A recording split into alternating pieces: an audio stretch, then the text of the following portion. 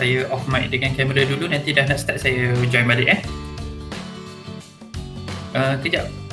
Suara saya macam ada echo kat situ.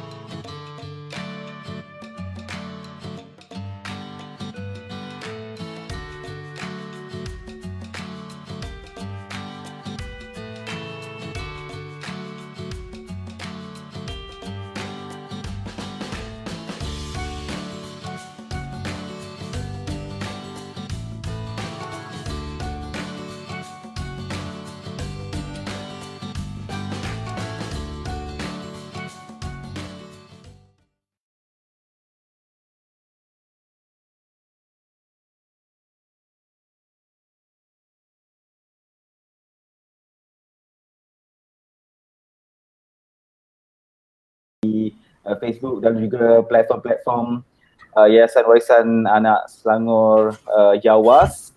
Terima kasih kepada anda yang terus setia bersama dengan YAWAS. Daripada minggu lalu kita membicarakan tentang topik pemerkasaan kanak-kanak, dan minggu ini satu topik yang cukup istimewa juga dan juga penting untuk kita pada waktu ini ketika kita berdepan dengan tempoh PKP penuh ini, dalam kita sama-sama berganding bahu membendung penularan wabak COVID-19 dan paling penting ketika situasi negara kita yang sedang berjuang untuk survive dalam musim pandemik COVID-19 ini, tentunya topik yang penting ketika ini kita nak bicarakan tentang vaksinasi warga emas. Selamatkah warga emas dalam vaksinasi? Itu topik yang akan kita bincangkan pada hari ini, insyaAllah bersama dengan dua panel hebat hari ini.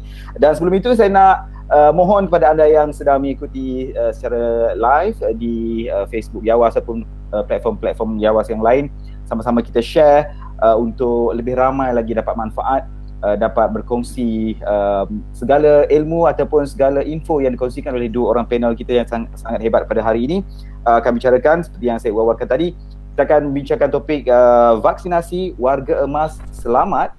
Itu yang kita nak tahu, adakah kesan-kesan sampingan ataupun apa saja kita mungkin sebagai anak-anak dapat ambil maklum tentang bagaimana nak mengendalikan ibu bapa kita ataupun warga emas yang kita jaga dalam jagaan kita untuk menjalani proses vaksinasi, atau apakah peranan kita sebenarnya untuk membimbing, memberikan maklumat yang tepat pada warga emas supaya mereka sama-sama dapat terlibat sama dalam usaha kita dalam mencapai imuniti kelompok ini. Baik, dan untuk mengupas lebih lanjut topik kita hari ini, sepertinya panel yang sangat pengalaman mengenai hal ini, tak lain tak bukan yang bahagia Dr. Megat Muhammad Amirul Amzar bin Megat Hashim, Esko Perancangan Strategik Kempen Vaksinasi Medical Mythbuster Malaysia. Apa khabar Doktor? Baik, Alhamdulillah. Terima kasih atas jemputan. Sihat ya hari ini insyaAllah. Sihat. Dan juga tentu sekali kita bersama dengan Yang Berhormat Puan Juwairia binti Zulkifli, Ahli Dewan Undangan Negeri bagi kawasan Bukit Melawati. Terima kasih YB kerana sudi bersama dengan Yawas bersama dengan kami pada petang ini. InsyaAllah kita akan serap ataupun cerap lebih banyak lagi info-info daripada YB pada petang ini yang bersama-sama mengikuti ataupun mengendalikan masyarakat umumnya.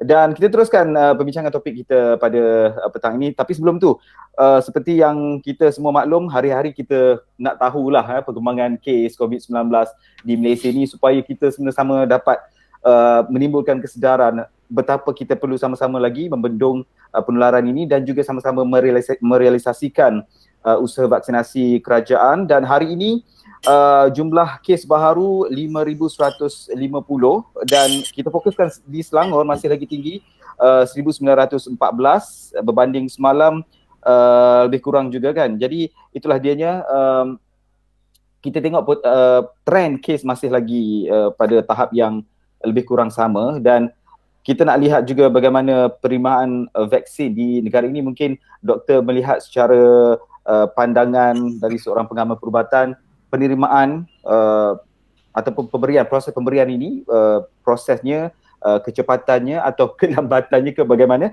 khususnya untuk vaksin COVID-19 ni lah, doktor, dimulakan. Okey, baik.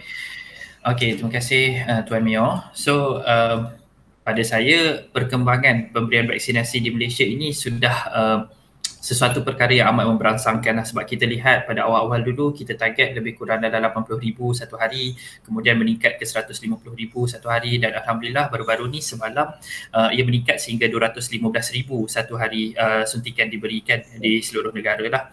Jadi ia bukan sahaja disebabkan oleh penerimaan orang ramai yang semakin baik terhadap vaksin itu, tetapi juga usaha pihak kerajaan dalam memastikan lebih banyak pusat-pusat pemberian vaksin diberikan, usaha-usaha untuk memberikan vaksin kepada golongan yang berada di ceruk-ceruk di kawasan rural area, ataupun kita gelarkan golongan ini sebagai marginalized community.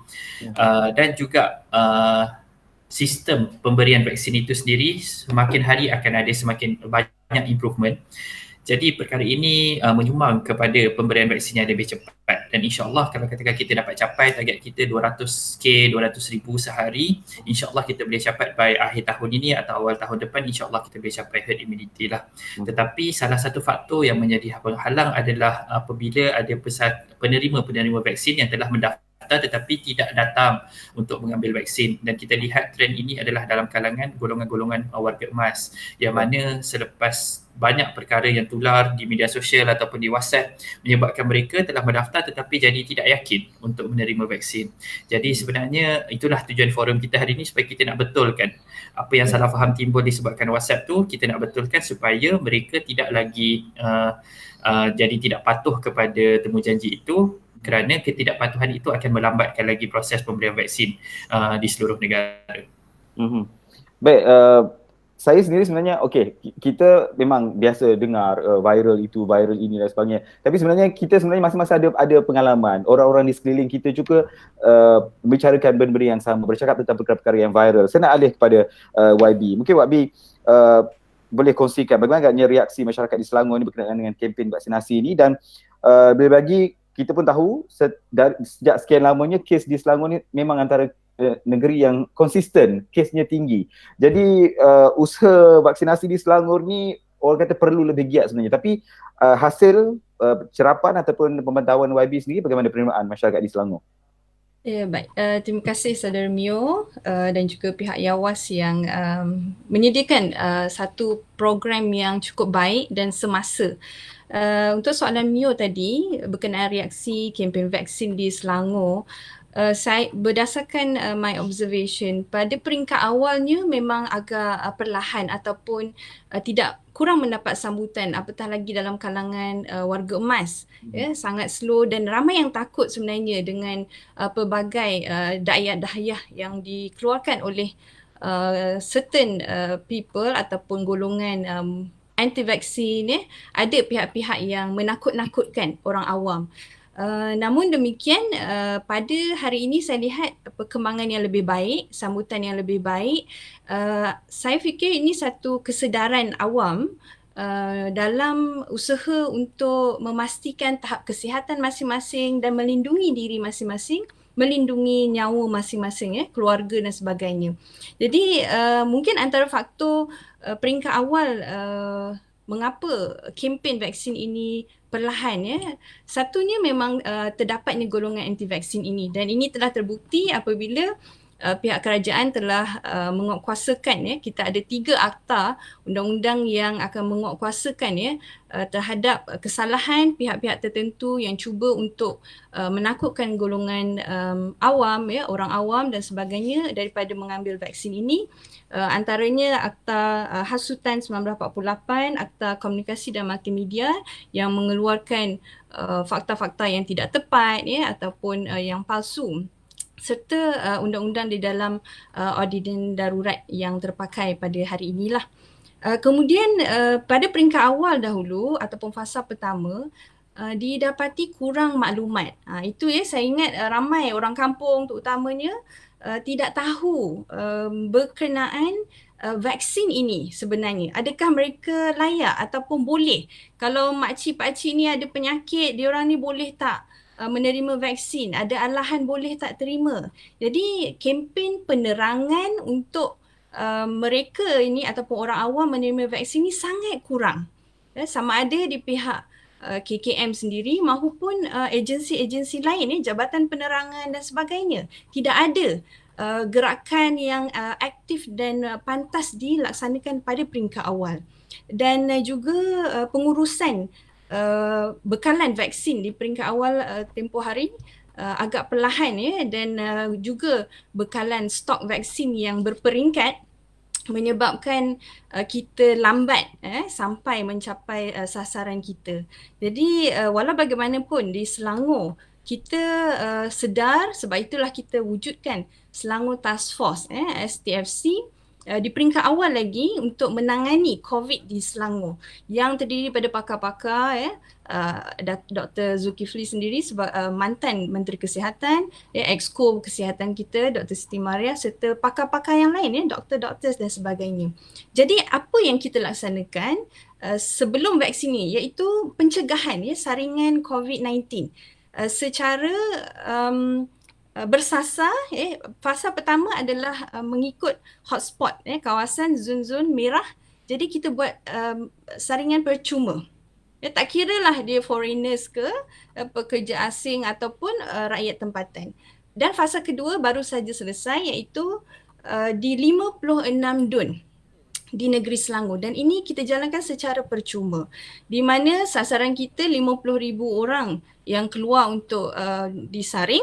Tapi double the numbers, hampir 100,000 rakyat ataupun penduduk di sekitar seluruh negeri Selangor telah mendapatkan saringan dan didapati purata positif 3.3% daripada dapatan daripada saringan tersebut. Jadi ini adalah langkah kerajaan negeri, inisiatif kerajaan negeri membantu untuk memutuskan rantaian, kerana kita dapat detect lebih awal. Bila kita buat saringan mass testing ini juga telah dikatakan terbukti dapat membantu menghentikan penularan ini, kerana kita lebih dapat tahu lebih awal, dan mereka ini kesedaran yang tinggi ini keluar secara sukarela untuk membuat saringan. Jadi ramai sebenarnya penduduk yang menyatakan rasa gembira dan juga terima kasih kepada kerajaan negeri kerana menyediakan peruntukan untuk mereka menjalankan saringan ini secara percuma. Jadi saya lihat pertambahan ataupun perkembangan yang baik dalam kalangan masyarakat terhadap kesedaran perlunya membuat saringan yang pertama, dan yang kedua untuk mendapatkan vaksin itu. Baik, Dr. Amirul, kita bimbang sekian lama tentang vaksin ini ialah kumpulan anti-vaksin ini, tapi bila kita bercakap tentang warga emas, kebimbangan itu seakan bertambah.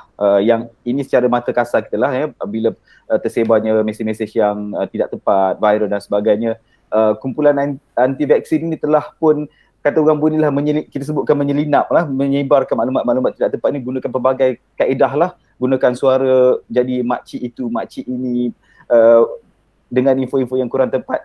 Bila disebarkan melalui WhatsApp, dia jadi, kita ada satu kumpulan anti vaksin, lagi satu kumpulan yang risau tentang vaksin. Mereka bukan anti vaksin tapi risau tentang vaksin. Betul. Mungkin digerakkan oleh kumpulan anti vaksin ini. Jadi kita tak tahu bagaimana dengan daripada pemantauan doktor sendiri, penerimaan daripada warga emas, adakah lebih baik ataupun sebaliknya berbanding kelompok-kelompok yang lain? Okey, baik. Sebelum saya pergi lebih jauh, saya nak menerangkan sedikit tentang perkataan anti-vaksin itulah.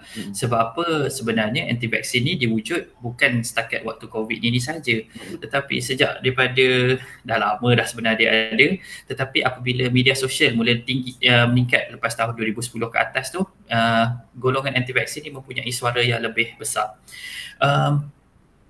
Kalau ikutkan WHO, World Health Organization, dia tak panggil anti-vaksin, semua penolak vaksin tu anti-vaksin. Dia ada satu spektrum yang kita namakan sebagai vaccine hesitancy ataupun keraguan terhadap vaksin. Dia satu spektrum yang di hujung paling positif tu adalah orang yang menerima vaksin. Memang dia terima je vaksin. Lepas tu di hujung satu spektrum lagi yang negatif tu pula orang yang betul-betul menolak vaksin dan menghasut orang ramai tolak vaksin. Jadi di tengah-tengah ni ada satu kelompok yang penerimaan dia terhadap vaksin itu varies. Maksudnya ada yang menerima betul, ada yang tak menerima, ada yang atas pagar. Jadi golongan anti-vaksin ini adalah golongan yang paling hujung sekali. Dia bukan sahaja menolak vaksin, tetapi dia juga menghasut orang ramai untuk menolak vaksin. Contohnya, audio Makcik Kiah yang mengatakan bunga cengkeh anti vaksin dan sebagainya. Contoh lagi, individu-individu tidak bertauliah di Facebook yang menyebarkan maklumat tidak tepat tentang vaksin. Itu kita gelar sebagai anti vaksin sebab dia menolak dan juga menghasut. Tetapi orang yang ragu-ragu, dia decide untuk tidak ambil vaksin dulu, dia tolak vaksin dulu, tetapi dia stop, dia senyap. Dia tidak sebarkan apa-apa maklumat, tapi dia kata tak apalah, aku tak percaya lagi dengan vaksin ni, aku tak nak ambil dulu. Ini bukan anti-vaksin. Ini kita panggil sebagai vaccine refuser. Kenapa penting kita tidak gelarkan mereka sebagai anti-vaksin? Kerana kebanyakan masa mereka ini mendapat maklumat yang tidak tepat.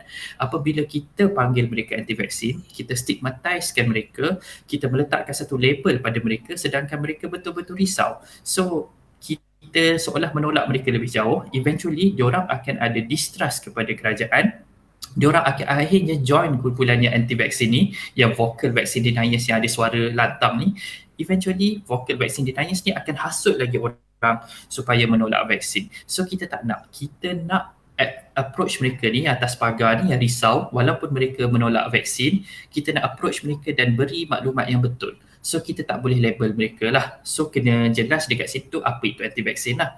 Dari segi orang berumur, warga emas, adakah penerimaan mereka lebih baik? Sebenarnya sama saja. Setiap golongan umur ada spektrum mereka masing-masing. Golongan umur 50 tahun ke 70 tahun ada yang menerima bulat-bulat, ada yang betul-betul tolak dan menghasut. Golongan yang muda pun sama juga ada. Tetapi apa yang sama antara golongan ini adalah kita approach orang yang sama. Penerimaan dia orang atas pagar. Kita approach mereka ini, kita bagi maklumat yang betul, kita betulkan salah faham mereka, insya-Allah mereka akan sedar bahawa vaksin ini selamat dan ianya berkesan, dan insya-Allah daripada mereka orang yang menolak vaksin, mereka akan menjadi orang yang menerima vaksin. Dan saya setuju dengan yang YB cakap tadi, ada akta untuk mereka yang anti vaksin ini, iaitu mereka yang sengaja menyebarkan ketakutan, menghasut orang ramai. So ada akta-akta yang tertentu. Namun buat masa ini kita nampak sangat sedikit penguatkuasaan akta tersebut. Sebab apa? Golongan yang betul-betul anti vaksin ini, mereka juga dibelakangi oleh beberapa individu yang ada pengamal legal representative mereka sendiri. So agak sukar di situ untuk kita betul-betul nak put legal action on them. Setakat ini masih belum ada yang betul-betul dibuat, terutamanya individu-individu yang dah terkenal, dah ternama. Nama mereka di Facebook itu memang mereka dikenali sebagai anti vaksin, tetapi laporan polis sudah dibuat even sebelum COVID lagi kita dah buat. Laporan kepada SKMM sudah dibuat, berkali-kali dibuat, tetapi mereka masih lagi kebal kerana terdapat banyak loophole walaupun ada akta dan tidak ada penguatkuasaan lagi. Jadi approach kita selain daripada akta itu, kita ketepikan mereka, kita biar saja mereka sebab golongan mereka kecil saja. Kita approach golongan yang besar ni, yang atas pagar ni, yang ragu-ragu tapi masih ada peluang untuk dipujuk supaya menerima vaksin. Dan insya-Allah kalau kita stay positif, kita gunakan approach yang betul, kita educate betul-betul dan kita tidak memaksa. Kalau WHO kata prinsipnya adalah to roll with the resistant. Bermakna kita tidak menolak mereka tetapi kita dengar apa yang concern mereka, kerisauan mereka. InsyaAllah kita akan berjaya yakinkan mereka. Yang secara terang-terangan tu mungkinlah kita antara yang dalam radar dipantau. Maksudnya yang secara terang-terangan post di Facebook, individu-individu yang ternama, tapi yang juga kita bimbangkan mungkin mereka juga macam doktor katakan, mereka bukanlah dari kalangan anti vaksin tapi yang risau, tapi turut sama mempengaruhi ahli keluarga lain turut risau sama, tidak di platform secara terbuka tapi mungkin dalam grup WhatsApp keluarga atau secara perjumpaan keluarga. Tapi nak bertanya dengan doktor, adakah doktor pernah berdepan dengan situasi dengan ahli keluarga yang menyuarakan kerisauan terhadap suntikan vaksin ini? Ada, memang ada. Sebab apa?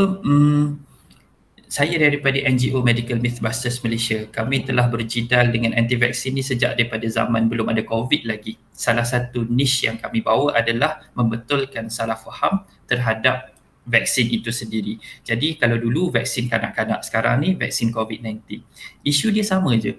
Dia orang akan persoalkan keberkesanan vaksin, betul ke vaksin ni selamat? Ada alternatif terhadap vaksin, contohnya macam dia kata ivermectin, sedangkan belum ada kajian klinikal yang betul-betul kuat lagi. Dan juga dia akan kata isu yang agak unik di Malaysia iaitu halal dan haram vaksin itu sendiri. So 4 isu ni sentiasa dibawa, dan 4 isu ini memang seperti Tuan Mio kata, bukan setakat diwar-warkan di Facebook atau di WhatsApp, tetapi dalam kelompok keluarga, yang mana memang ada dalam kalangan golongan yang rapat dengan saya sendiri pun kita nampak mereka risau perkara itu.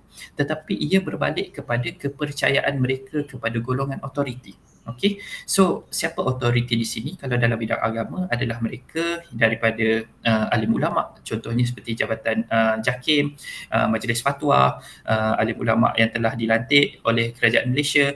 Kalau katakan dari segi perubatan pula adalah doktor-doktor pakar, CITF, lepas tu Esko Selangor dan sebagainya. So mereka ini telah dilantik berdasarkan kepakaran mereka sendiri. Tetapi tidak dinafikan bahawa ada distrust dalam kalangan masyarakat kepada orang-orang autoriti disebabkan beberapa faktor, salah satunya political instability, salah satunya dinamik dalam kita menangani wabak ini. Apabila ini berlaku, approach dia tidak boleh secara menyeluruh. Kita tak boleh nak katakan kita bagi ceramah semua orang dengar, tidak. Kita perlu masuk ke dalam keluarga yang ada kerisauan itu dan address concern mereka, tanya kerisauan mereka dan address satu persatu.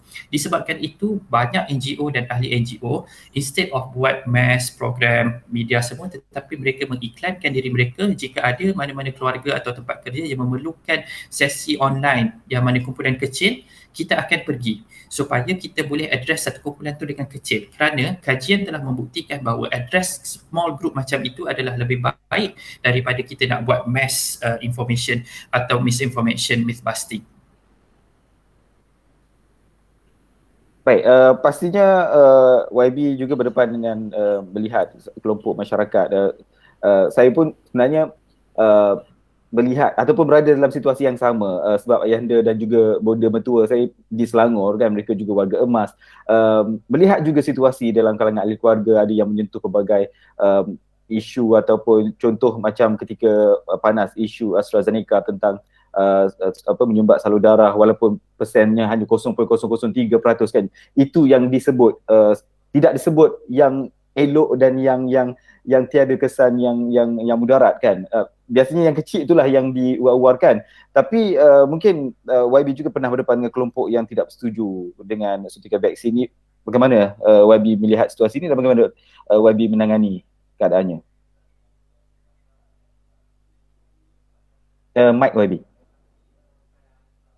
Okey, untuk golongan anti vaksin ni saya tidak pernah berdepan lagi, namun seperti mana yang Dr. Amirul sebut tadi, mungkin mereka ni adalah kalangan vaksin refuser, oleh kerana tidak mempunyai maklumat yang tepat berkenaan pengambilan vaksin ini. Ini saya sangat setuju kerana mengikut pemerhatian saya apabila saya turun padang, pergi mengedar bantuan dan sebagainya, bila kita tanya sebenarnya mereka nak tahu lebih lanjut. Saya sangat setuju bila Dr. Amirul sebut tadi, kita perlu adakan penerangan dalam kelompok yang kecil ataupun skala kecil kerana itulah sesi mereka dapat bertanya dengan lebih lanjut untuk keadaan diri mereka sendiri. Kalau pakcik ni ada darah tinggi, boleh ke pakcik ambil? Pakcik ada alahan ni, boleh ke pakcik ambil?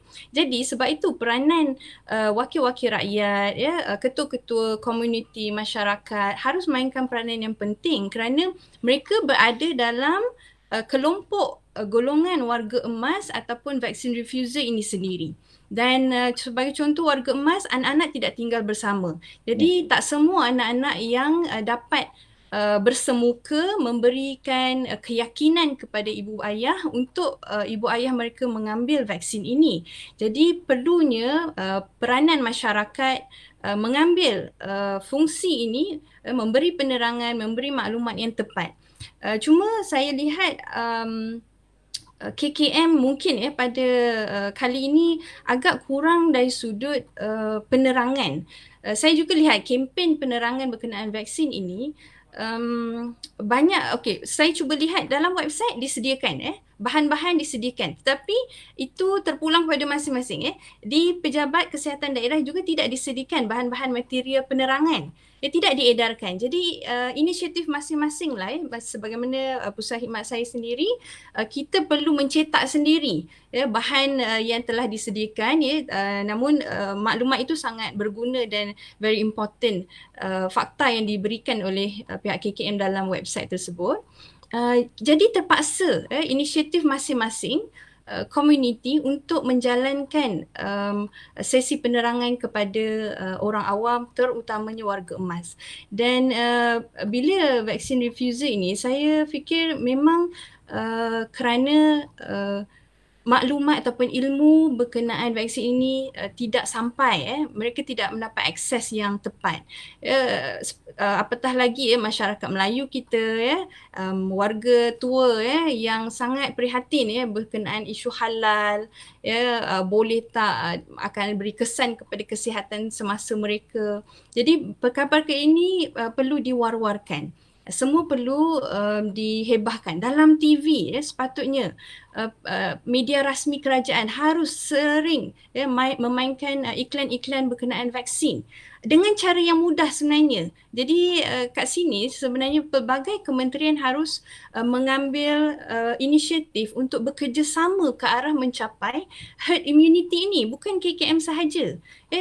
Kementerian Komunikasi perlu mengambil peranan. Saya ingat zaman-zaman dulu mungkin truk ataupun van bergerak Jabatan Penerangan tu dulu selalu pusing kan, buat pengumuman dalam kalangan ataupun di kawasan taman-taman, kampung-kampung. Apatah lagi kita dalam keadaan PKP ini tidak boleh keluar rumah. Jadi semua orang akan berada di rumah, warga emas berada di rumah. Jadi inilah masanya kementerian harus bergerak lebih aktif, lebih berperanan untuk memastikan maklumat yang tepat berkenaan vaksin, kepentingan dan manfaat mendapatkan suntikan vaksin ini kepada golongan warga emas dan juga di kampung-kampung. Nanti mungkin selepas ini saya akan kongsikan lagi inisiatif saya dan juga kerajaan negeri juga dalam usaha untuk mempercepatkan pendaftaran vaksin ini. Baik, Dr. Amirul, tadi YB ada sebutkan bila YB turun ke Padang, warga-warga emas ni bertanya, yalah pakcik ni ada sakit itu, ada sakit ini, ada darah tinggi dan sebagainya. Tapi yang sebetulnya yang kita pun nak tahu hari ni, adakah benar-benar selamat untuk warga emas ni, utamanya yang ada mungkin masalah kesihatan lain seperti diabetes, darah tinggi atau sebagainya. Biasa kita sebut penyakit kronik je kan. Yang ini kesihatan yang orang kata lazim dengan warga emas ni, diabetes, darah tinggi ni. Bagaimana? Betulkah ada kesan ataupun sebenarnya selamat? Okey, baik. Jawapan pendeknya, ianya selamat. Okey. Kenapa saya kata dia selamat? Sebab sesuatu vaksin itu sebelum ia dibenarkan untuk digunakan di Malaysia, dia akan melalui pelbagai fasa kajian. Okey. Kajian itu akan ada beberapa peringkat, kajian pada haiwan, kajian kepada manusia, dan kajian kepada manusia itu sendiri terbahagi kepada 3 peringkat lah. Di mana kajian peringkat terakhir iaitu phase 3 clinical trial itu akan melibatkan ribuan individu. Dan ribuan individu itu bukan hanya dalam kalangan pesakit yang sihat, tetapi dia juga akan ambil kira subjek pesakit-pesakit yang ada masalah kesihatan lain. Contohnya seperti dalam trial untuk vaksin Pfizer, lebih kurang 20% daripada mereka punya subjek adalah mereka yang mempunyai penyakit kronik seperti asma, seperti masalah jantung, masalah stroke dan sebagainya. Bermakna vaksin ini telah diuji bukan sahaja kepada orang yang sihat, tetapi juga diuji kepada orang yang mempunyai penyakit-penyakit kronik. Dan ianya terbukti selamat. Barulah ia telah diambil oleh NPRA dan dibenarkan untuk digunakan di Malaysia. Yang kedua, dalam perubatan kita kena selalu membandingkan antara manfaat dengan risiko. Okey. Kita lihat manfaat vaksinasi mencegah bukan sahaja daripada jangkitan COVID-19, tetapi mencegah daripada kemasukan ke ICU dan mencegah kepada kematian.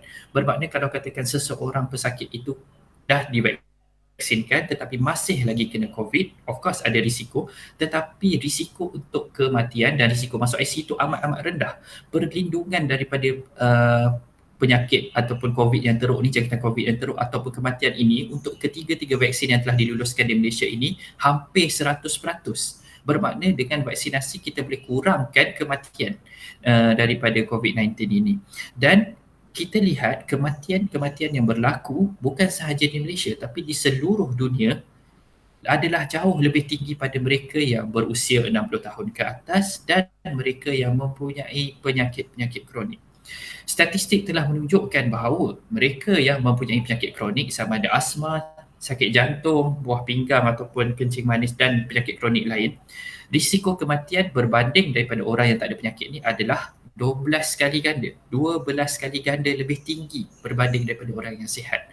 Dan kalau kita baca dekat Facebook KKM hari-hari, kita nampak kematian yang berlaku dan data yang direportkan, kita tengok paling kanan sekali tu kita tengok ada kencing manis, darah tinggi, ada sakit jantung, ada obesiti. So hampir semua orang ada penyakit kronik. Hampir semua yang meninggal tu ada penyakit kronik. Disebabkan itulah pemberian vaksin ini diberi dalam 3 fasa buat masa ni lah. Fasa pertama kita fokuskan kepada frontliners. Fasa kedua ini fokus kepada golongan-golongan yang vulnerable ataupun golongan rentan ini, termasuk pesakit-pesakit yang mempunyai penyakit kronik dan juga mereka-mereka yang berusia 60 tahun ke atas. Ini kerana mereka ini perlu diberi keutamaan kerana kalau dijangkiti COVID, mereka ini berisiko lebih tinggi untuk meninggal dunia. Jadi menjawab kepada soalan Tuan Mio tadi, yes, vaksin ini bukan sahaja selamat disebabkan kajian telah dijalankan, malah ia bermanfaat, jauh-jauh lebih bermanfaat daripada risiko untuk melindungi warga emas dan juga mereka yang mempunyai penyakit kronik. Kerana apa? Tanpa vaksinasi, risiko kematian itu amat tinggi dan juga dengan vaksinasi kita boleh melindungi ini daripada terjadi. Tapi kebiasaannya memang begitulah, yang ramai sangsi ataupun was-was ni sebab mereka lebih memikirkan risiko berbanding manfaat yang lebih besar sebenarnya. Tapi risiko yang sedikit ini yang digembar-gemburkan juga, yang dibicarakan selalu. Okey, selain pada kita menyentuh tentang penyakit-penyakit dan sebagainya, yang satu lagi perkara yang dirisaukan oleh mereka-mereka yang pergi suntikan ini, terutama sekali bila ayah bonda bertanya lepas suntik macam mana, pening ke apa ke, yang dibicarakan juga ialah tentang kesan sampingan yang akan didepani oleh pesakit pasca suntikan. Jadi mungkin doktor boleh kongsikan sebenarnya setelah terima suntikan ni kebiasaannya berapa lama kesan-kesan sampingan ini, ataupun sebenarnya jangan risau itu hanya kesan biasa atau bagaimana doktor? Okey, baik. Setiap pemberian vaksin, hatta vaksin sebelum-sebelum ini pun yang kita bagi pada budak-budak atau vaksin meningokokal yang kita bagi kepada jemaah-jemaah haji mereka akan ada kesan sampingan. Okey. Kebanyakan masa, lebih daripada 99%, okey, kesan sampingannya adalah kesan sampingan yang ringan dan hilang sendiri. Okey, contohnya bila kita cucuk vaksin, kita akan rasa sakit dekat tempat suntikan tu, ataupun kita akan rasa sakit pada satu badan, mungkin akan demam 2-3 hari, mungkin akan sakit-sakit pada sendi, dan mungkin akan pening kepala dan rasa tidak bermaya. Itu adalah kesan sampingan yang biasa berlaku. Mungkin lebih daripada satu orang dalam 10 suntikan. Kesan sampingan ini kita gelarkan sebagai reactogenicity ataupun bagaimana vaksin itu berfungsi. Kita kena faham vaksin ini dia bukannya kita cucuk ubat dalam badan kita. Kita cucuk satu bahan yang mana dia merangsang badan kita menghasilkan imuniti, yang mana badan kita kena bekerja. Sama macam kita lawan jangkitan, kita akan demam dahulu supaya badan kita boleh membunuh kuman tersebut dan menjana imuniti. Apabila kita cucuk vaksin, walaupun kita tak cucuk kuman yang hidup itu, kita masih lagi cuba untuk stimulate badan kita menghasilkan imuniti tersebut, dan proses itu akan menyebabkan badan kita tak selesa, badan kita kena bekerja lebih, kita rasa penat. Tetapi apabila badan kita dah develop imuniti, mungkin dalam 1 minggu macam tu, kesemua kesan sampingan ini akan hilang. Analogi yang suka saya berikan adalah kalau katakan seseorang itu dia suka pergi gym, dia suka nak bina badan, dia suka angkat dumbbell, angkat weight semua tu, badan dia akan sakit, muscle dia akan sakit. Tetapi selepas 2-3 hari bila dia rehat, sakit kepada otot tu akan hilang dan dia akan dapat muscle bulk yang lebih besar, dia akan dapat otot yang lebih besar dan dia akan buat lagi sehingga otot dia makin besar. Kesan sampingan itu ada, sakit pada masa lepas kita angkat tu, tetapi ia akan hilang. Begitu juga dengan vaksinasi, kesan sampingan ini adalah boleh dikatakan sebagai satu cara bagaimana vaksin itu berfungsi. Tidak juga saya nafikan bahawa ada risiko kesan sampingan yang serius, tetapi amat-amat jarang berlaku.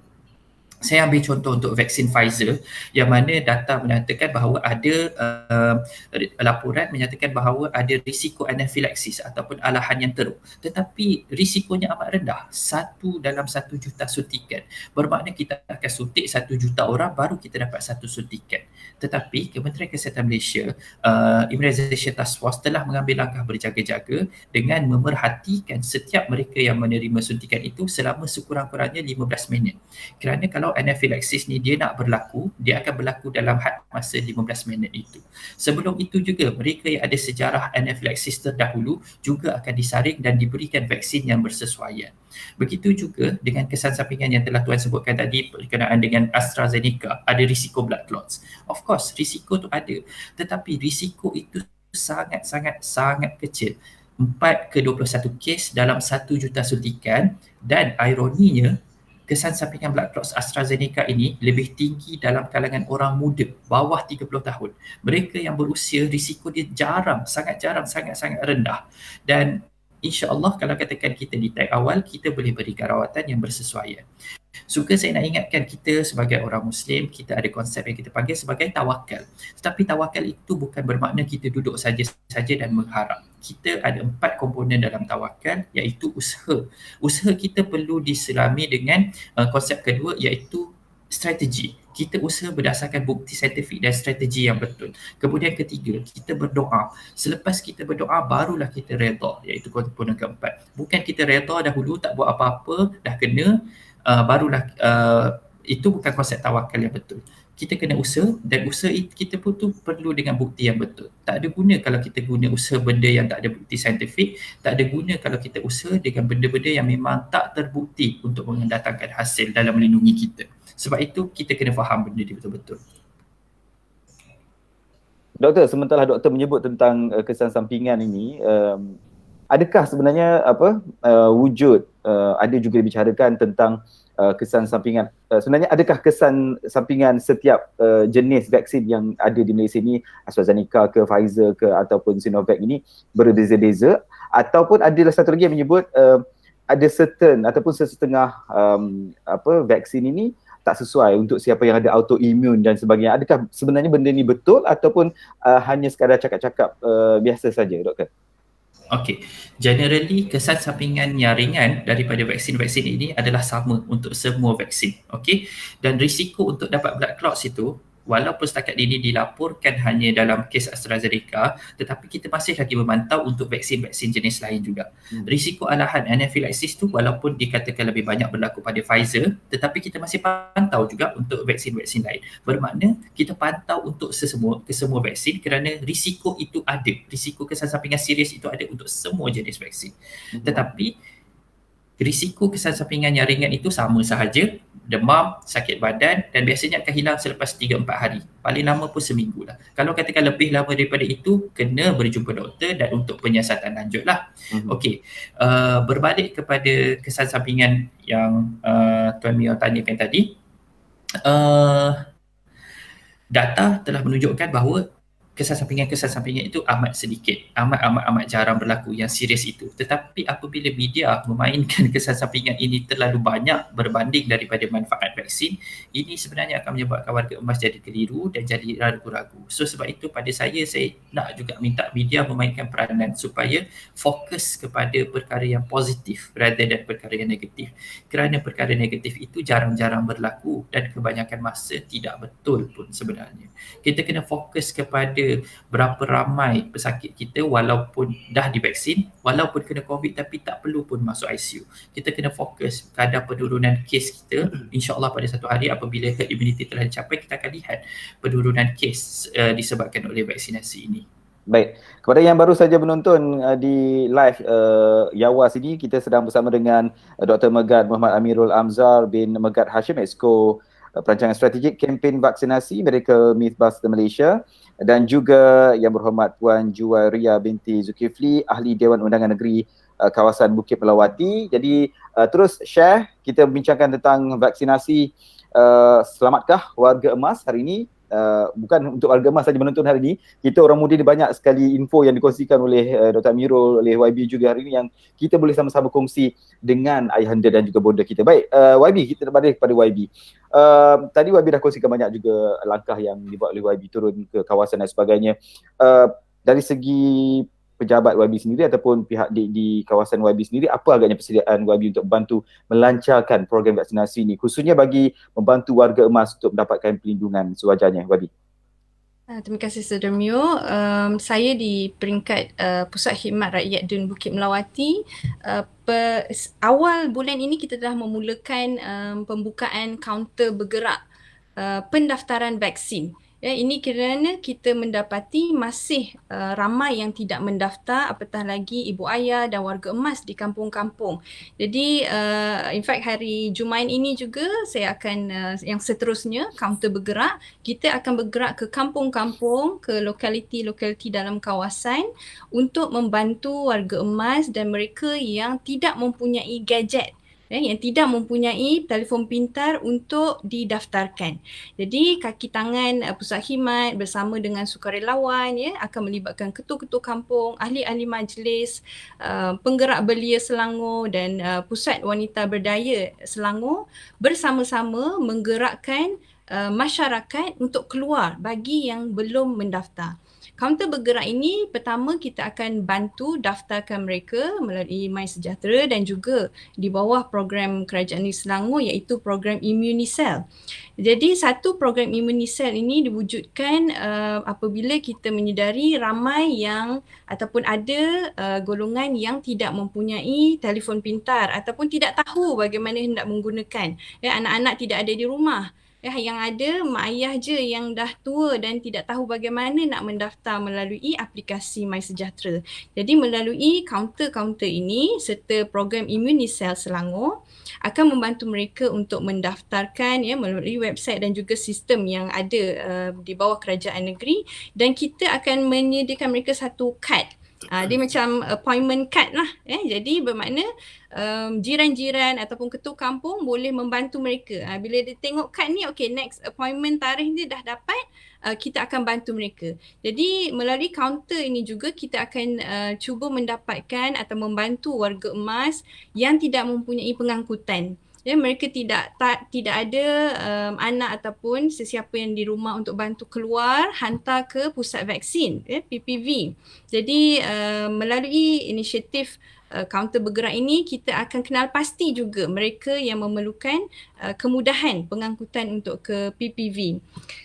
Selain daripada itu juga, kita akan edarkan bahan-bahan penerangan kempen vaksin ini untuk menggalakkan dan orang ramai mendaftar dan mendapatkan maklumat yang tepat berdasarkan saranan pihak kementerian dan juga maklumat yang tepat dan sebenar supaya mereka tidak ada lagi resistance terhadap penerimaan suntikan vaksin ini. Untuk makluman semua juga, di negeri Selangor seramai 3.5 juta rakyat negeri Selangor sebenarnya telah berdaftar melalui MySejahtera. Ia merangkumi 73.9% sebenarnya. Tetapi hanya 10.3% saja yang telah menerima vaksin.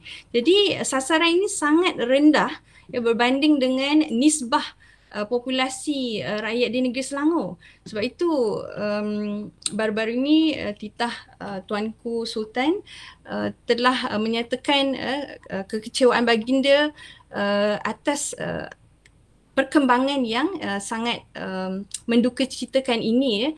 Dan baru-baru ini, in fact semalam, Yang Amat Berhormat Datuk Menteri Besar Datuk Seri Amiruddin Syari bersama dengan Menteri Menteri Mosti telah memeterai persetujuan untuk usaha sama Kerajaan Persekutuan dan Kerajaan Negeri mempercepatkan usaha vaksin ini, iaitu yang pertama kita akan tambah lagi PPV, pusat vaksin, pemberian vaksin ini di negeri Selangor. Setakat ini kita telah ada 30 PPV di negeri Selangor yang merangkumi pihak kerajaan, hospital mahupun swasta yang telah turut sama pihak universiti, klinik-klinik dan sebagainya menjadi pusat pemberian vaksin. Yang kedua, kita akan tingkatkan bilangan penerima vaksin harian, iaitu pada kadar sekarang iaitu 43,000 sehari di negeri Selangor. Tetapi menjelang Ogos 2021 kita mensasarkan 165,000 orang disuntik sehari supaya dapat mencapai herd immunity dan juga dapat mencapai sasaran oleh pihak kerajaan negeri maupun kerajaan persekutuan. Dan menyedari di Selangor ini high density dan juga kawasan industri yang pesat, maka kerajaan negeri juga menyediakan inisiatif pembelian vaksin. Kerajaan negeri telah memperuntukkan 200 juta ringgit untuk membeli vaksin khusus untuk sektor industri dan perkilangan.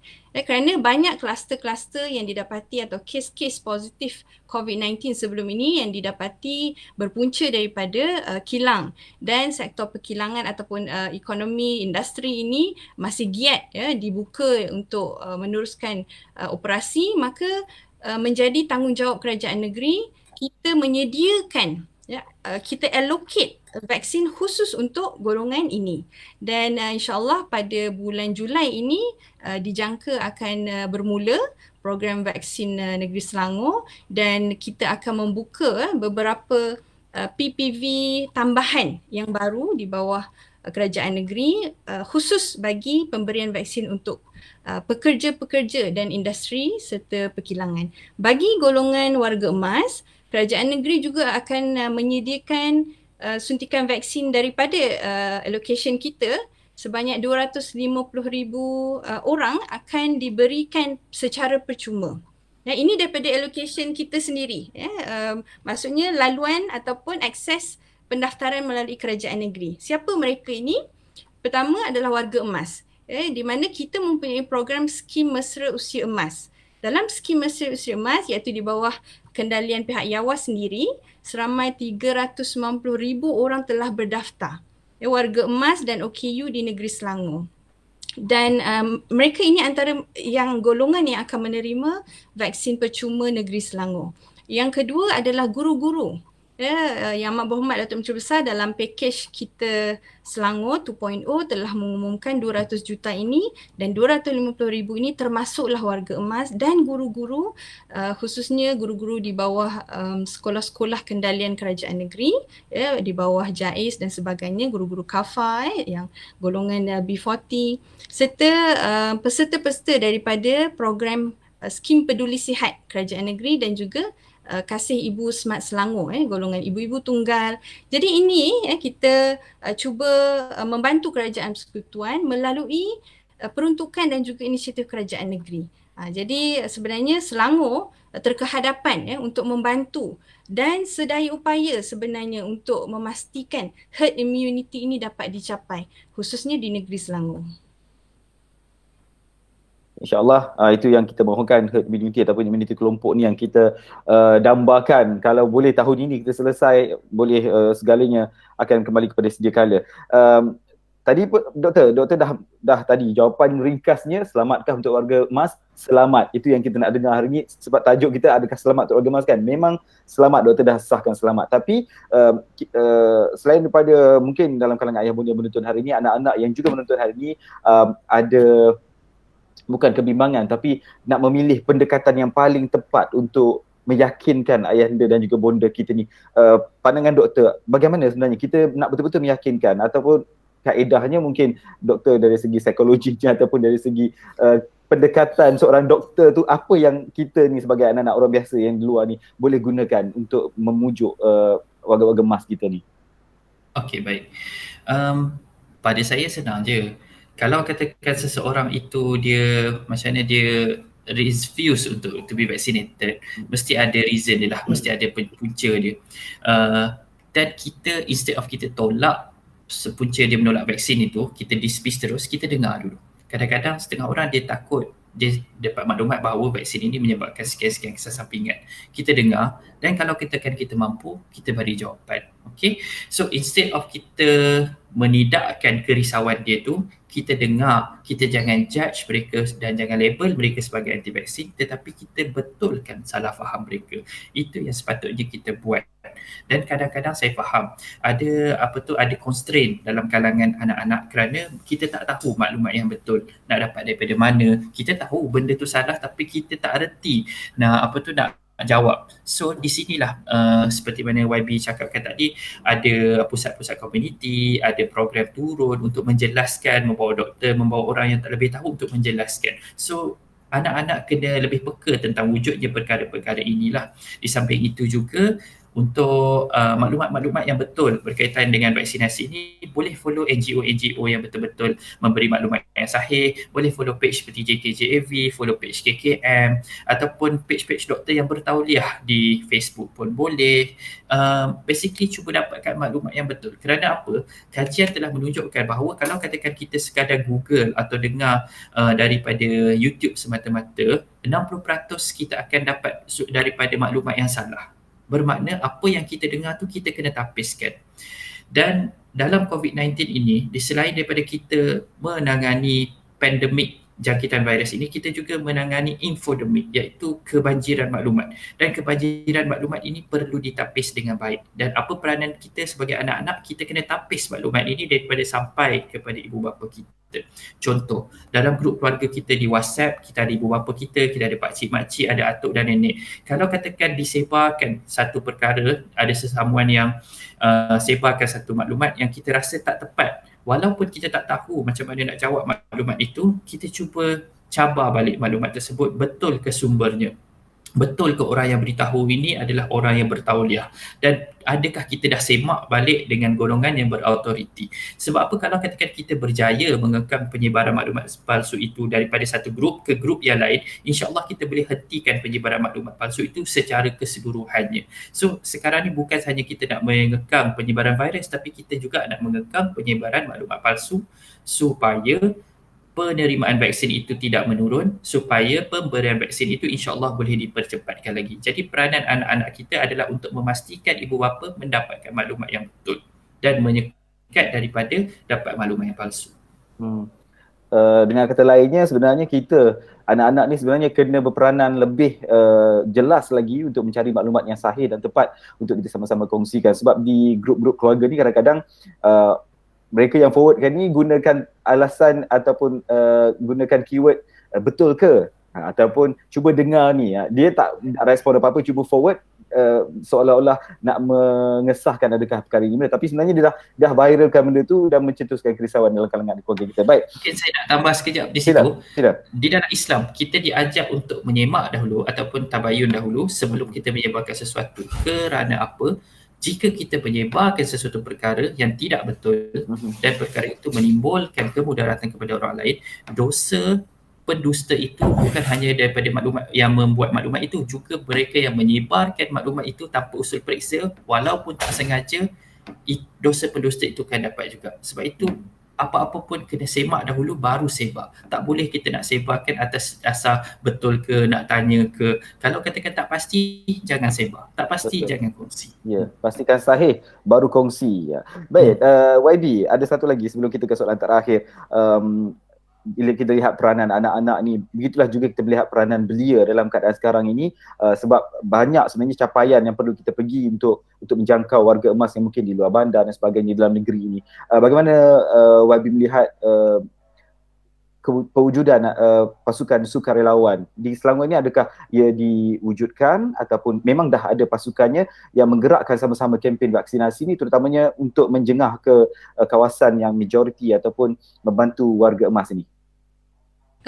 Di Selangor kita sebenarnya ada dua pasukan, iaitu yang pertama Tim Selangor dan yang kedua adalah Penggerak Belia Selangor. Di mana Penggerak Belia Selangor ini terdapat satu kumpulan anak muda yang diletakkan di bawah setiap DUN. Bermakna 56 DUN di negeri Selangor, kita mempunyai pasukan ini. Dan kedua-dua pasukan ini telah pun memulakan usaha mereka ataupun kerjasama mereka bersama dengan komuniti. Yang pertama melalui program-program saringan COVID-19. Mereka digerakkan dalam NGO dan juga dalam masyarakat untuk turun padang untuk menggerakkan masyarakat, memastikan mereka yang pertama melakukan mass testing apabila kerajaan negeri menjalankan program mass testing. Dan yang kedua adalah vaksin. Yang ini adalah program yang agak baru dan saya juga telah memberikan ataupun meminta pihak Tim Selangor, pengurusan Tim Selangor untuk menggerakkan sukarelawan Tim Selangor bersama dengan komuniti, pusat-pusat khidmat di setiap kawasan, membantu pejabat kesihatan daerah untuk turun padang untuk melihat warga emas di kampung-kampung, bertanyakan khabar, pada masa yang sama memastikan mereka ini telah didaftarkan. Sebab tu usaha sama ataupun inisiatif yang saya sebutkan awal tadi akan menggerakkan bersama-sama dengan belia-belia di tempatan di kawasan kita. Dan mereka ini anak-anak muda belia ini satu opportunity-nya adalah mereka ni very good at technology, IT, social media. Jadi mereka sebenarnya berperanan untuk memberi maklumat yang tepat kepada ibu ayah, untuk membuat infografik, buat creative content dalam TikTok, dalam YouTube, dalam Instagram dan sebagainya dengan kaedah mudah. Sebenarnya mereka boleh menjalankan fungsi mereka dengan optima. Belia-belia dan anak muda ini untuk menggunakan social media ini untuk dimanfaatkan bersama-sama pihak kerajaan untuk memastikan kita mencapai herd immunity ni. Jadi semua peringkat boleh berperanan bersama. InsyaAllah akan lebih ramai lagi yang akan sama-sama menggerakkan usaha ini. Baiklah, Doktor, kita dah pun sampai ke pusingan yang terakhir. Ini soalan yang terakhir untuk Doktor. Ini untuk ahli keluarga yang rumah, kalau ayah bonda telah pun selesai melakukan suntikan dan sebagainya, kalau terdapat kesan yang membimbangkan, selain pada kesan-kesan sampingan yang Doktor katakan tadi, mungkin demam, menggunung badan dan sebagainya, apa agaknya yang perlu dilakukan oleh ahli keluarga ini untuk membantu ayah bonda ataupun warga emas dalam jagaan mereka? Okey, rasanya jawapan tu simple saja. Kita bawa lah pergi ke klinik kesihatan berdekatan ataupun bawa di mana-mana pusat kesihatan lah, tak kisahlah swasta ataupun kerajaan, hospital maupun klinik lah.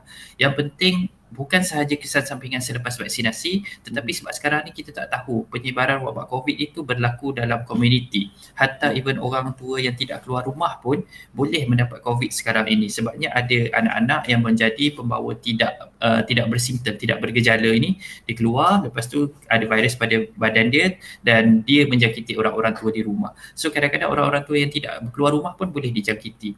Jadi kalau ada apa-apa sahaja masalah kesihatan, sesak nafas, batuk, demam, sesama, hatta bukan sebab vaksin pun ataupun kalau katakan lepas vaksin pun, bawa sahaja pergi ke pusat kesihatan berdekatan. Let's say kalau katakan ia sehingga sampai tahap emergency, telefon sahaja 999, bantuan akan diberikan. Sistem kesihatan Malaysia telah dilengkapkan dengan sistem emergency response system yang agak bagus. 999 memang akan menjawab, tetapi untuk kes-kes yang bukan kecemasan, anak-anak perlu mainkan peranan. Kalau katakan anak-anak tidak ada berdekatan, jiran-jiran kena cakna. Anak-anak kena kenal jiran-jiran. Cubalah call mak ayah hari-hari, walaupun sekarang ni kita dalam PKP tak boleh nak balik kampung. Cuba hari-hari cuba tengok keadaan mak ayah dekat rumah tu macam mana. Dan juga kita kenal jiran-jiran kita supaya kalau ada apa-apa kecemasan yang berlaku, kita boleh minta tolong jiran-jiran kita. Sebab apa? Dalam menangani pandemik ini, semua orang perlu memainkan peranan. Kerajaan pusat ada peranan, dia buat polisi yang paling sesuai, dapatkan procurement vaksin yang paling sesuai. Kemudian kerajaan negeri, saya sangat bersetuju dengan apa yang YB katakan dan saya harap kerajaan-kerajaan negeri lain pun menturut sama mencontohi. Kita tolong cuba permudahkan urusan orang untuk menerima maklumat betul tentang vaksin dan cuba kita bawa golongan-golongan yang sukar nak pergi pusat pemberian vaksin ni, kita cuba bawa seperti bagaimana YB sebutkan sebentar tadi. So ini peranan kerajaan negeri yang perlu dicontohi. Tapi kita, instead of kita tanya peranan kerajaan, kita cuba tanya apa peranan kita sebagai anggota masyarakat. Selain daripada kita bantu mak ayah kita pun bantu juga orang-orang sekeliling kita dapatkan maklumat yang betul.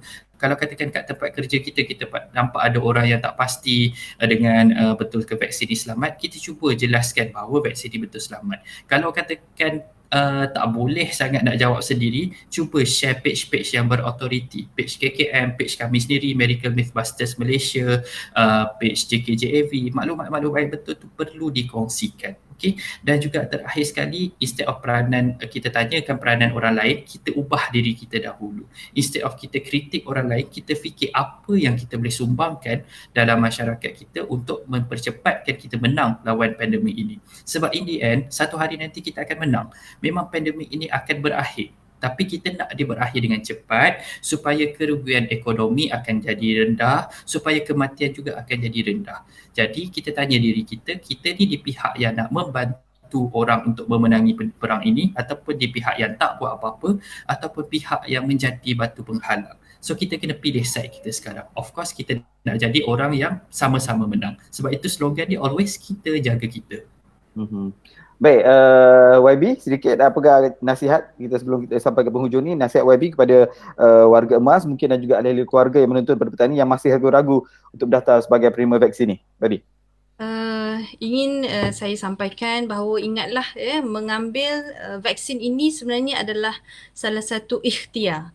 Ikhtiar yang mana untuk kita menjaga nyawa kita, iaitu salah satu yang dituntut oleh Islam dalam maqasid syariah, iaitu menjaga nyawa. Jadi kematian tetap berlaku, namun ikhtiar perlu dijalankan. Jadi untuk mengambil vaksin ini juga merupakan satu pencegahan kerana golongan yang mengambil vaksin ini telah terbukti kesan sekiranya masih dijangkiti COVID-19, kesannya amat-amat rendah ataupun tidak serius berbanding dengan mereka yang langsung tidak mengambil vaksin. Jadi saya berharap orang ramai, ibu ayah sekiranya tidak tahu bertanyalah. Dan sekiranya perlukan bantuan, mintalah bantuan dengan wakil-wakil rakyat, dengan anak-anak, dengan jiran tetangga. Semua perlu berperanan dan bersamalah kita berdoa semoga pandemik ini segera dihapuskan, segera dapat dihentikan dan kita sama-sama pada masa PKP ini jenguklah jiran-jiran tetangga mungkin ada yang tak makan, mungkin tak boleh keluar, ada yang kuarantin. Jadi sama-samalah kita bantu sesama kita untuk memastikan kesejahteraan dan kesihatan semua. Terima kasih Mio dan juga Dr. Amirul. Baik, Yang Berhormat Puan Juwairia binti Zulkifli, Ahli Dewan Undangan Negeri Kawasan Bukit Melawati, dan juga Dr. Megat Muhammad Amirul Amzal bin Megat Hashim, Exco Perancangan Strategik Kempen Vaksinasi Medical Universiti Malaysia. Terima kasih kedua panel kita atas kesudian bersama dalam forum yang cukup istimewa hari ini bersama dengan Yayasan Warisan Anak Selangor, YAWAS.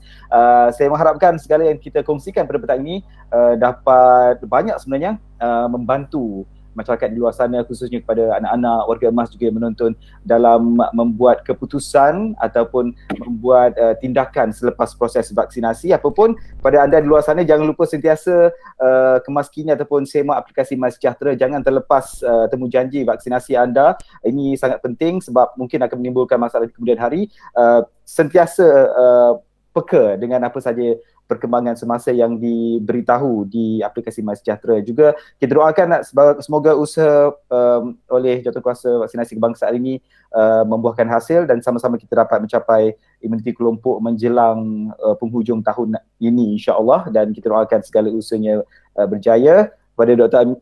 Amirul juga semoga terus kekal memberi kesedaran kepada masyarakat juga, dan juga semoga berjaya juga buat YB dalam usaha memberi kesedaran kepada masyarakat. Dan kepada penonton semua yang mengikuti live di Facebook YAWAS hari ini, jangan lupa selepas ini YAWAS akan kongsikan di platform Facebook YAWAS ni apa yang telah pun kita bincangkan secara live hari ini, dan share supaya lebih ramai yang dapat manfaat dalam sesi perbincangan hari ini. InsyaAllah kalau ada rezeki kita jumpa lagi pada sesi forum yang akan datang dengan lebih banyak lagi topik yang menarik. Kita jumpa lagi insyaAllah. Assalamualaikum warahmatullahi wabarakatuh dan salam hormat.